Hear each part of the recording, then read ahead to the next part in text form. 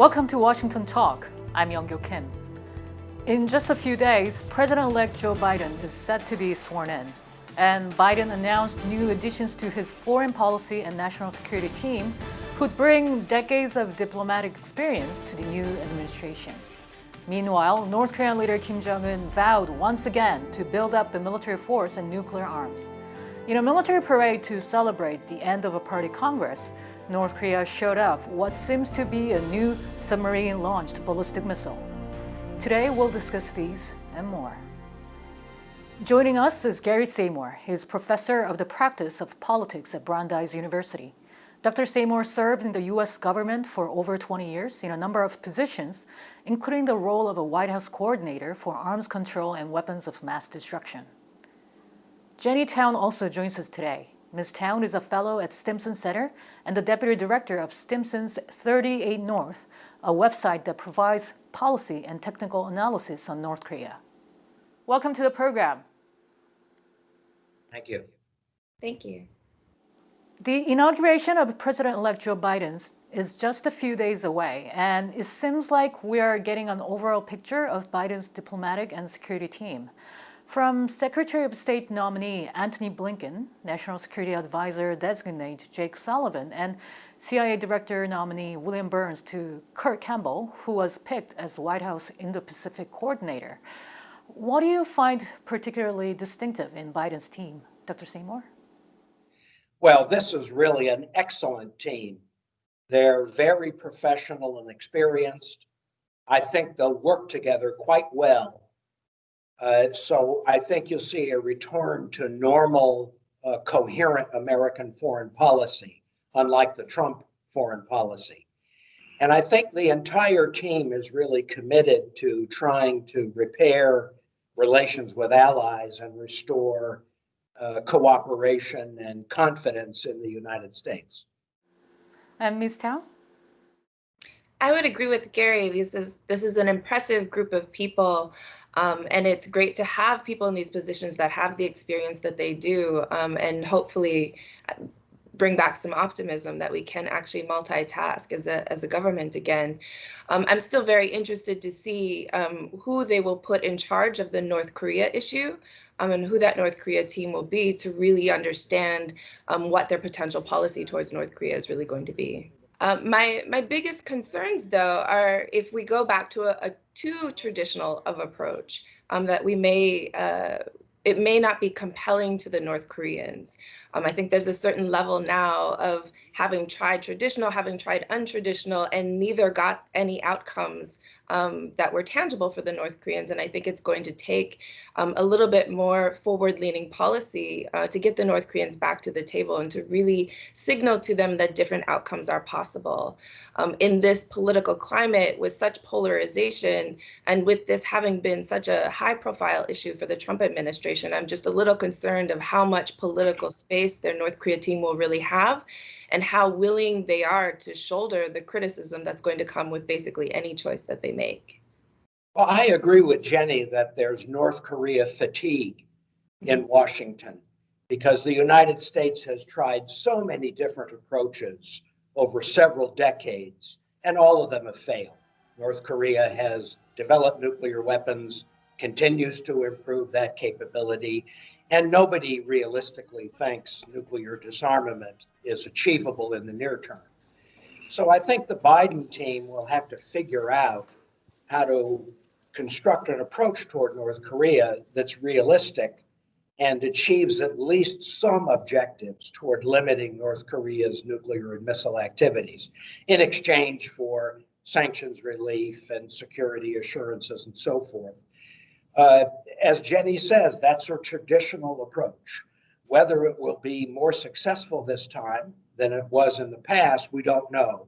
But I do think North Korea's economic problems makes it at least more likely that there can be some modest success in diplomacy, because Kim Jong-un clearly has to focus his attention on trying to overcome damage done by sanctions and natural disaster, and of course the coronavirus pandemic. Let's just step aside a little bit and talk about Kurt Campbell's role as a White House Indo-Pacific coordinator.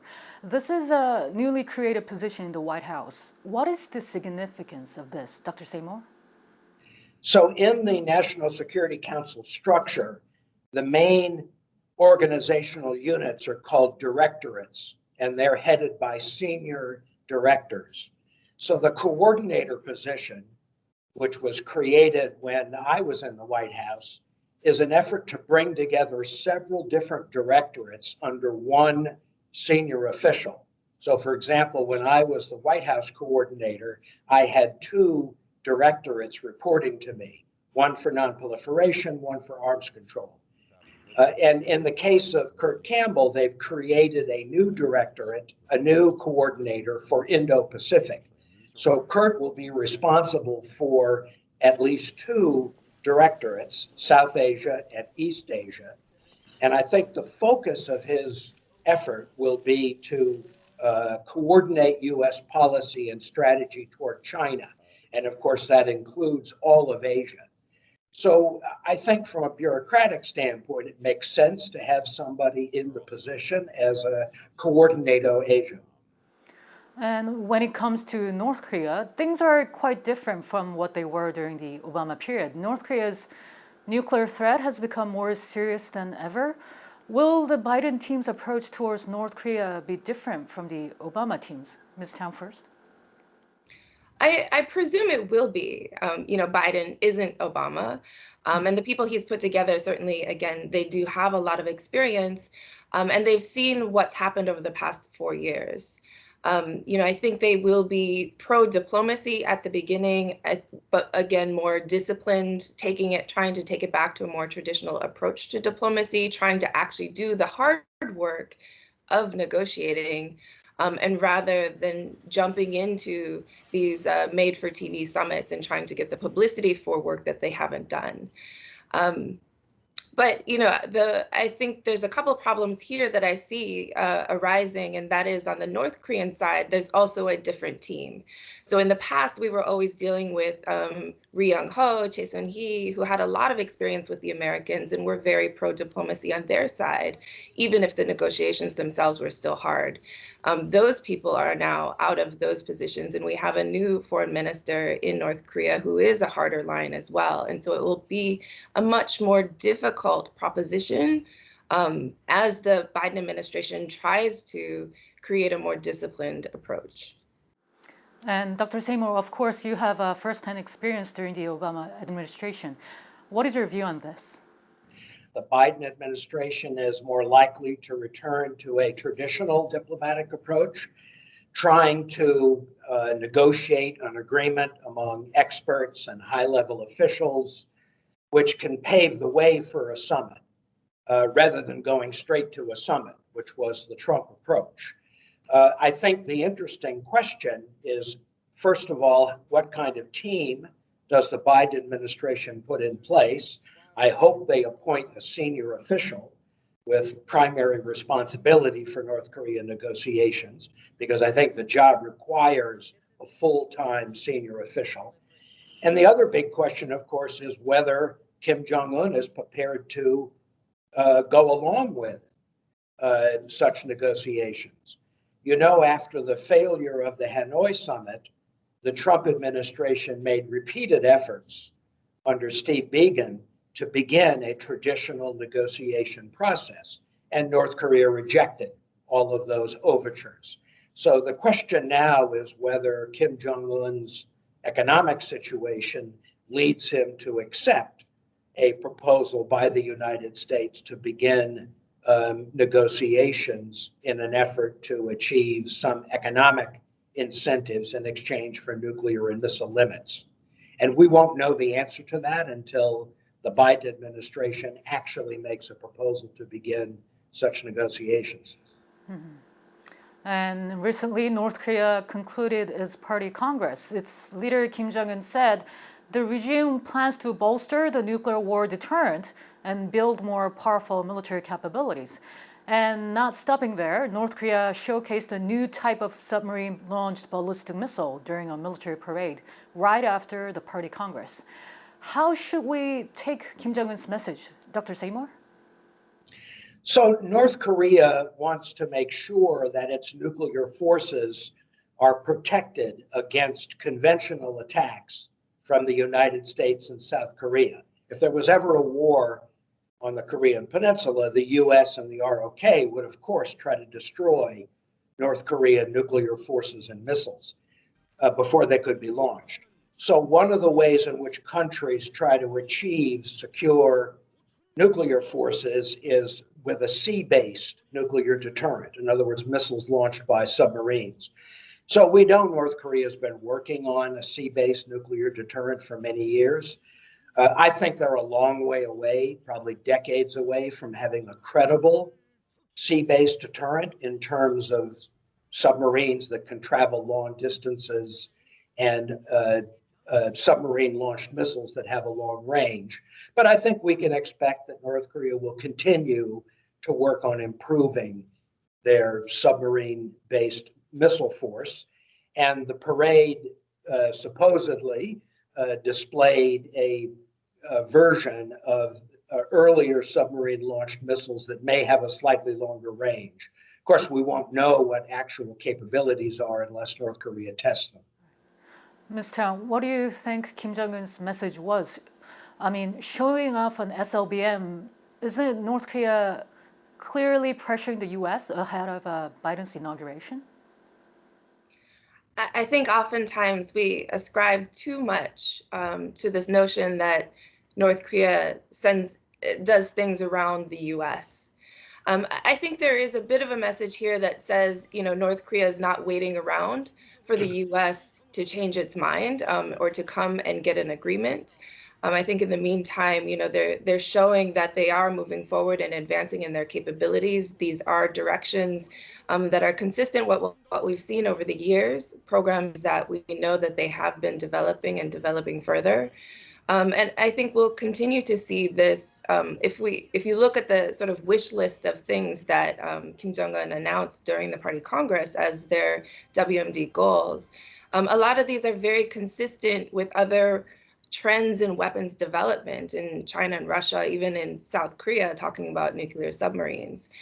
So I think there's a bit of them trying to show their domestic audience that they're strong, that they have that they're in line with other world leaders as well in their military capabilities, or are trying to be in line with other world leaders in terms of their military and defense capabilities as well. And again, the idea that they're not waiting around for approval or for the U.S. to change its mind or to concede on things in order to stop them. So yes, it creates more leverage for them in negotiations. And Kim Jong-un said the key to establishing a new relationship with the U.S. is whether the U.S. drops its hostile policy towards North Korea. Is Kim Jong-un saying the ball is in the United States court, or is he saying he's willing to negotiate with the U.S. over denuclearization? Dr. Seymore first. So the most important part of Kim Jong-un's statements during the Party Congress is what he didn't say. He didn't threaten to resume nuclear and long-range missile testing. In other words, for the time being, it appears that he will continue to adhere to the moratorium on testing that he agreed to with Trump. So that at least creates an opening, an opportunity for the Biden administration to propose negotiations without having an immediate confrontation over testing.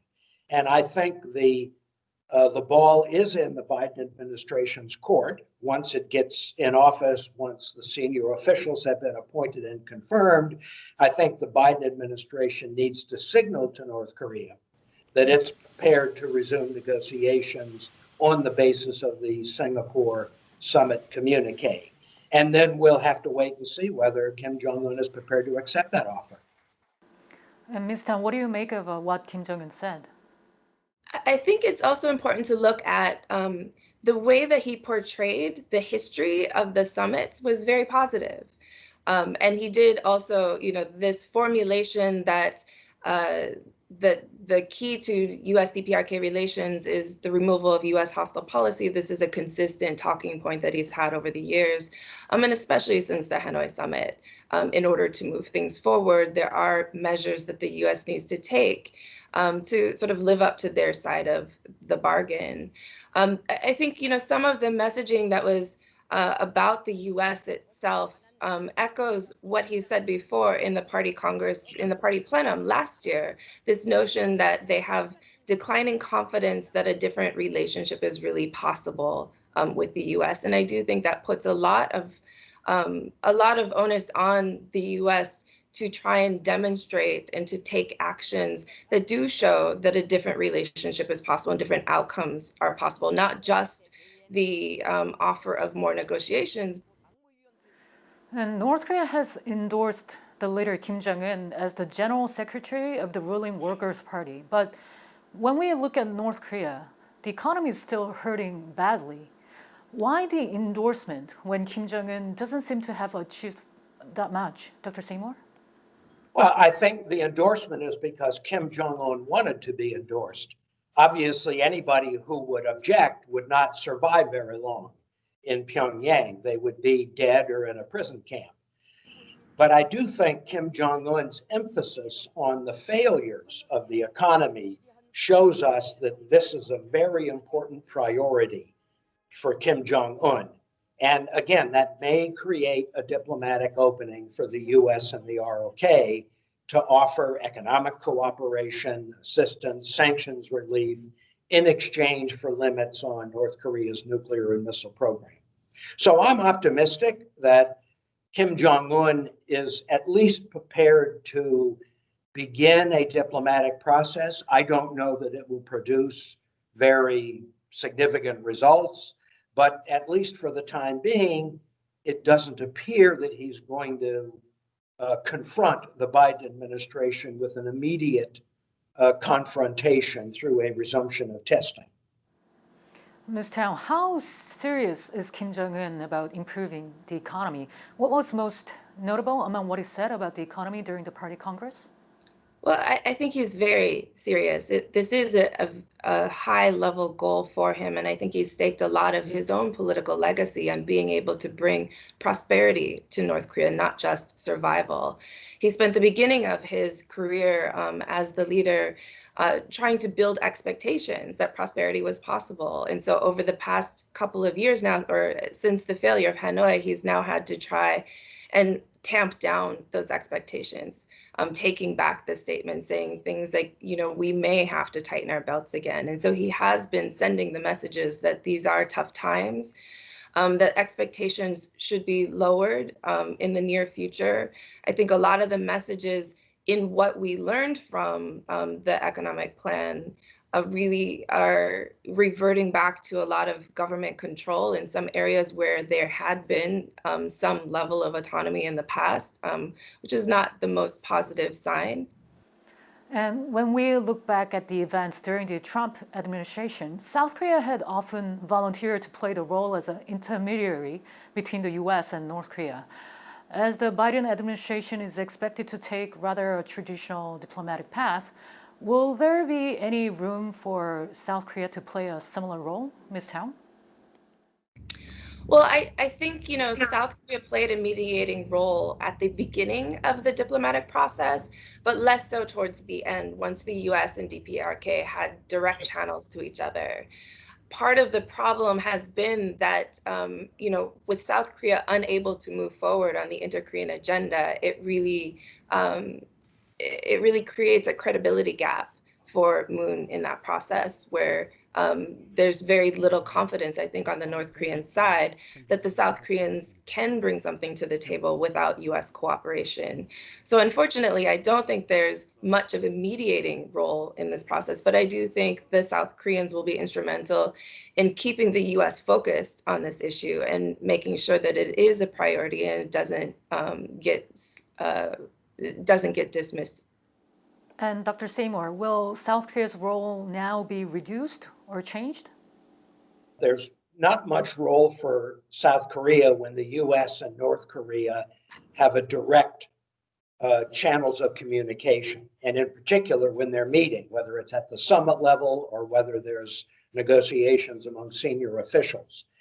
But I also think Jenny's right. There's a danger that the Biden administration, which is confronting so many other issues, both domestic and foreign, and because the North Korea problem seems so intractable and frustrating, there is a danger that they will downplay North Korea, that they will ignore North Korea as an issue. And of course, unfortunately, if you don't do something to manage the North Korea problem, it can explode in your face.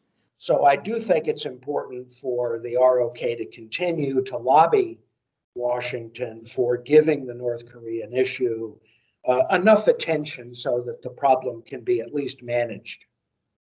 Well, ahead of President-elect Joe Biden's inauguration, North Korea showed its intention to pressure the incoming U.S. government.